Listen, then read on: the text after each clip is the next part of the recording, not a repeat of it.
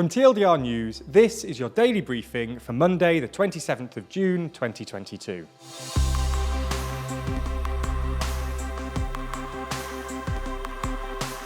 Good afternoon.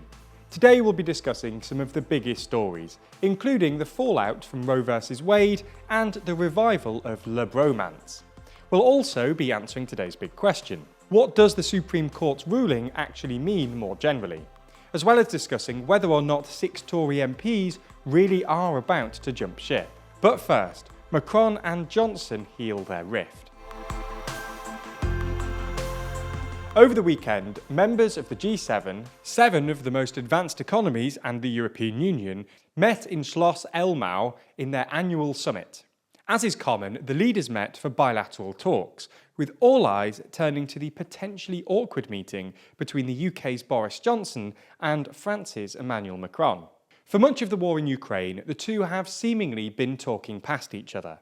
Back in May, Johnson appeared to rebuke Macron over his comments urging negotiations with Russia. All this seems to have changed, with Johnson jokingly referring to Bromance between the two. A number 10 source said it's all great with the French now, and that both sides are aligned on defeating Russia.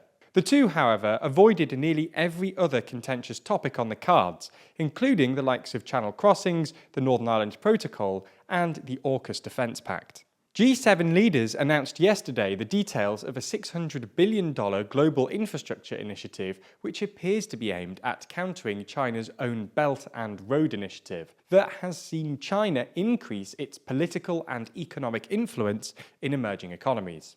The announcement was actually a relaunching of a scheme called Build Back Better World, which was unveiled at last year's G7 summit in England, but made little progress. The initiative has been renamed the Partnership and Global Infrastructure and Investment, and is aimed at tackling climate change, global health problems, achieving gender equality, and digital infrastructure. President Biden said this isn't aid or charity. It's an investment that will deliver returns for everyone, and allows nations to see the concrete benefits of partnering with democracies.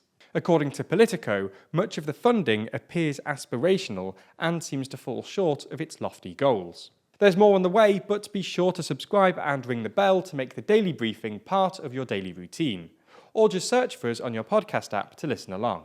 On Friday, the US Supreme Court made a ruling which in effect overturned the 1973 Roe vs Wade case. The Supreme Court justices who made the original ruling used the 14th Amendment's right to privacy to grant women the right to an abortion.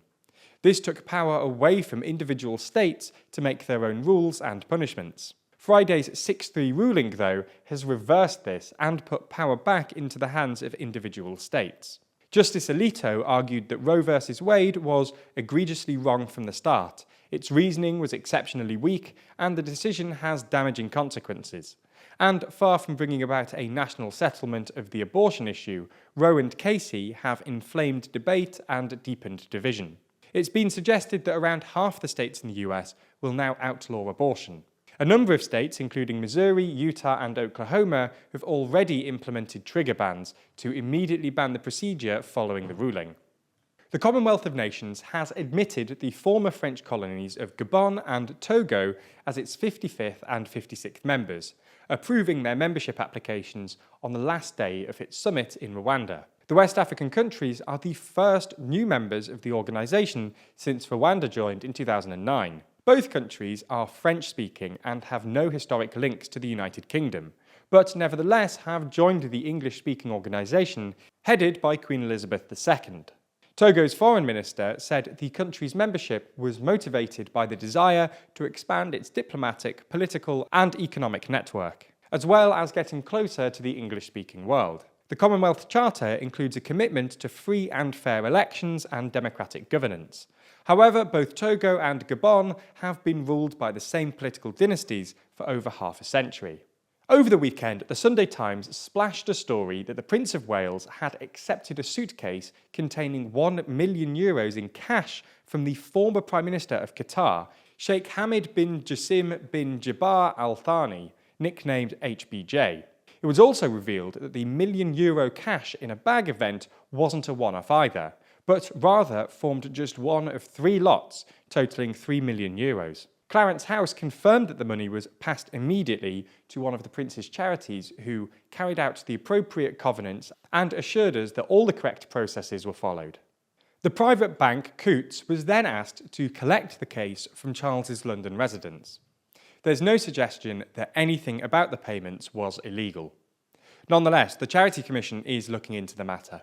That's all we have time for on YouTube today, but if you want more, including our discussion of what the Supreme Court's ruling actually means more generally, as well as whether or not 6 Tory MPs are really about to jump ship, then watch the extended edition of the Daily Briefing over on Nebula. Nebula subscribers not only get everything you've already watched ad-free, but also an extended edition of the show every single day, available to watch on Nebula or stream on your podcast app of choice. So if you want to support the channel and get a more extensive daily briefing every day, you'll want to sign up. And there's good news. Our friends at CuriosityStream, the streaming service which offers some of the best documentaries, is offering a deal whereby you can get both platforms, CuriosityStream and Nebula, for less than $15 a year. That's all the best documentaries you could want on CuriosityStream, and then more TLDR on Nebula, including the extended briefing, other full exclusive TLDR videos, and it's always ad-free. Click the link below to get both services for less than $15 a year and support the channel.